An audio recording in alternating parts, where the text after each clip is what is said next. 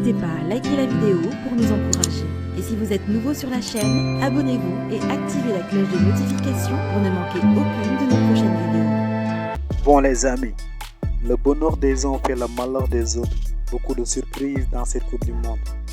Après l'élimination du Brésil par la Croatie dès les quarts de finale de la Coupe du Monde Qatar 2022, l'attaquant Neymar est très affecté. Phénomène du Paris Saint-Germain qui espérait donner une 6e étoile en son pays n'a même pas pu tirer son penalty lors de la séance de tir au but. Étant jeune, Neymar espère encore, contrairement aux gladiateurs Lionel Messi et Cristiano Ronaldo qui jouent forcément leur dernière mondiale. Plus de détails, on pose certainement ces questions. Bon, comme on l'a dit tantôt, il y a beaucoup de surprises dans cette Coupe du Monde. On a vu Cristiano Ronaldo quitter le terrain sans pour autant saluer personne. Et peux-tu nous en parler de cela? Les images de la fin de Cristiano en larmes, parce que beaucoup ont vu Cristiano quitter le terrain et ils n'ont pas suivi ce qui s'est passé derrière. Ouais, le mec s'est barré, il a dit bonjour à personne. Le fait qu'il est parti parce qu'il s'est mis à pleurer, il pleurait dans le tunnel, il pleurait dans le vestiaire. Là, c'est là que ça commence à devenir nauséabond. Alors, ses sœurs, sa femme, ils avaient déjà eu des prises de position sur les réseaux sociaux. Là, sa compagne elle a tiré à balle réelle sur Fernando Santos, elle l'a tué sur Insta. Vraiment, ses sœurs à Cristiano, mais ça c'est déjà plus habituel, l'ont fait aussi. Donc il y a ce climat qui est très malsain. Et tout ça, est-ce que Ronaldo va continuer? Mais Santos aussi, est-ce qu'il va continuer? Est-ce que Ronaldo va continuer? On ne sait pas. Est-ce que Santos va continuer? On ne sait pas. Mais est-ce que Ronaldo continuera avec Santos? Sachant que là, moi je me mets à sa place, je pense qu'il le vit d'une certaine façon comme une trahison. D'ailleurs, il y a eu la fameuse histoire, donc Cristiano Ronaldo pas titulaire contre la Suisse, le fameux article qui était sorti comme quoi il aurait menacé de quitter la sélection et s'embrouiller avec le sélectionneur. Santos a expliqué, enfin il a donné sa version en conférence de presse avant le match contre le Maroc en disant oui, vous pensez bien que je vais expliquer. Alors normalement, je donne la compo aux joueurs quand on arrive au stade. Là, c'était Cristiano, je l'ai fait après le déjeuner à midi, avant qu'on arrive au stade. Et alors, il a réagi comment? Bah non, bien sûr qu'il n'a pas aimé. Mais non, à aucun moment, il a menacé de se barrer. Mais tu penses bien, t'es Cristiano Ronaldo, t'es dans une situation... Et là, j'ai juste envie quand même de recontextualiser là aussi. Bon, en contextualisant, on aperçoit aussi le changement catégorique de Lionel Messi. Est-ce qu'on s'est déjà posé la question? Et je me suis posé la question, je me suis dit, mais qu'est-ce qui a bien pu engendrer un tel changement d'attitude? Eh bien, j'ai découvert le secret. Il y a un an de cela, il y a eu un coup de tonnerre dans le monde du football. Lionel Messi quittait le FC Barcelone, son club formateur, son club de cœur. Et le mec était tellement touché qu'en conférence de presse, il n'a pas su retenir ses larmes. D'accord, mais cela paraît-il logique? Comment tu peux pas être touché quand tu vois ça? Cette légende du football qui redevient un enfant, qui pleure parce qu'il va quitter sa maison mère. Et il est parti en direction du Paris Saint-Germain. Et là-bas au PSG, Lionel Messi c'était que l'ombre de lui-même. On ne le reconnaissait pas. Mais en début de saison, il y a eu un changement. Le mec était différent. On retrouvait notre Messi légendaire. Le Messi qui marquait des buts. Le Messi qui faisait de superbes passes décisives. Et qu'est-ce qui expliquait ce changement? L'arrivée de la Coupe du Monde. Au fait, cette Coupe du Monde, c'était la dernière chance de Lionel Messi d'ajouter un point de plus à son palmarès. C'est le dernier truc qui lui manque, la Coupe du Monde. Et donc, le gars s'est entraîné physiquement pour redevenir le Messi légendaire qu'il était avant. Est-ce qu'on peut noter ça aussi sur Cristiano Ronaldo? Là, Ronaldo, forcément, on parle de terrain, on voit ses performances ou ses contre-performances, vous voyez ça comme vous voulez. Ronaldo, il sort quand même d'une saison, là, il n'a pas de club, donc vous imaginez bien qu'il y pense. Vous imaginez bien que les dirigeants des clubs, ils voient tout ce qui se passe, c'est-à-dire un mec qui donne des interviews. Il n'y a plus aucun club qui le prend. Aucun, je sais pas, mais non. Aucun, je sais pas. Mais pas en Arabie Saoudite. Il se passe ça, mais surtout, ce qui est terrible pour lui, c'est que Ronaldo, il a perdu un enfant il y a quelques mois, que Ronaldo, il en a pris, et là, en revanche, moi, il y a un truc qui...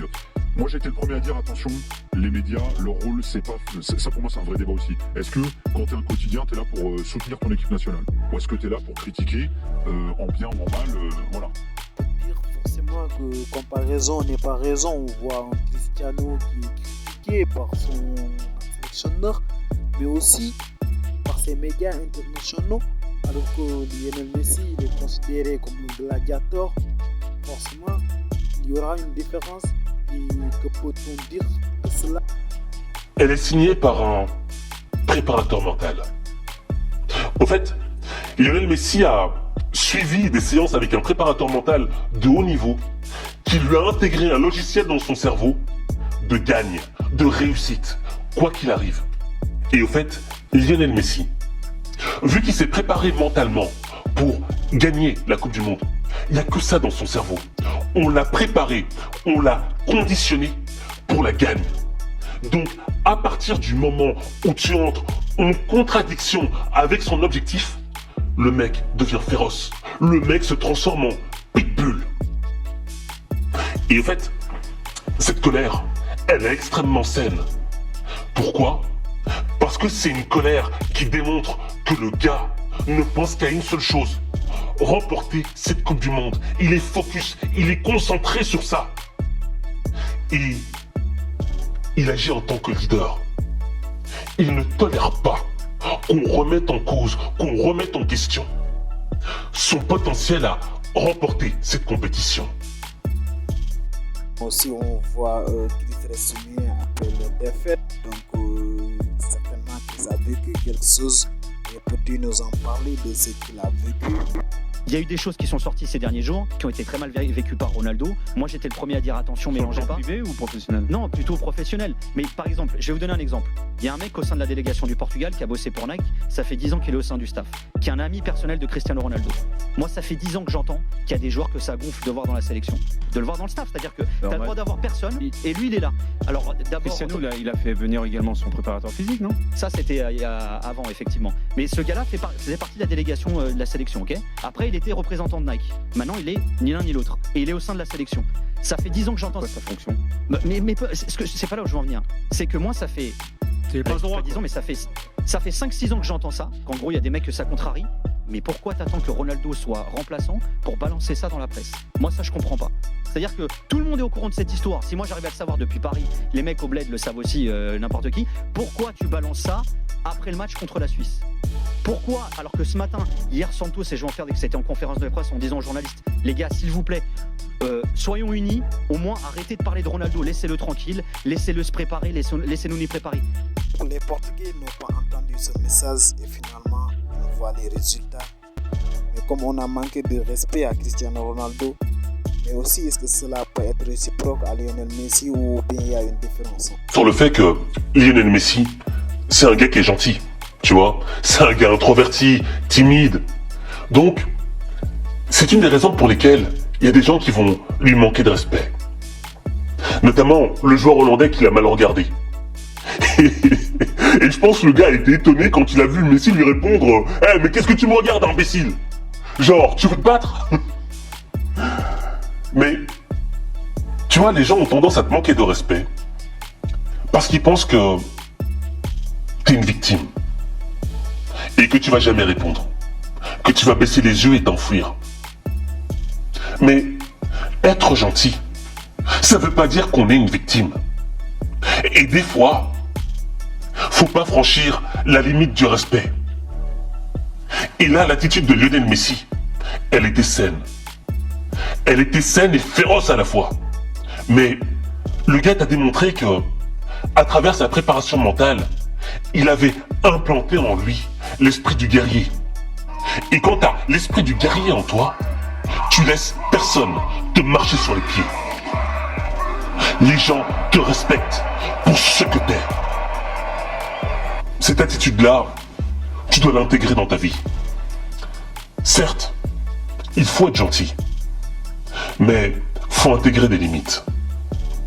Et ces limites, on apprend à les intégrer en travaillant mentalement, en s'améliorant.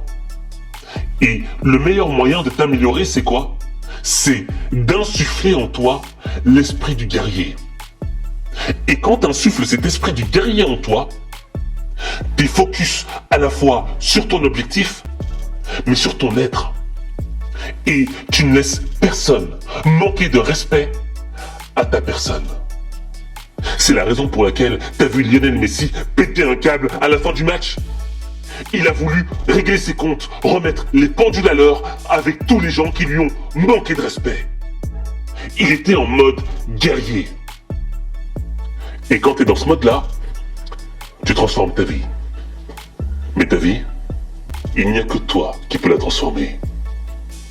Il n'y a que toi. Bon les amis, c'était ça. Si cette vidéo vous plaît, abonnez-vous, activez aussi la cloche de notification pour ne pas louper aucune de nos prochaines vidéos.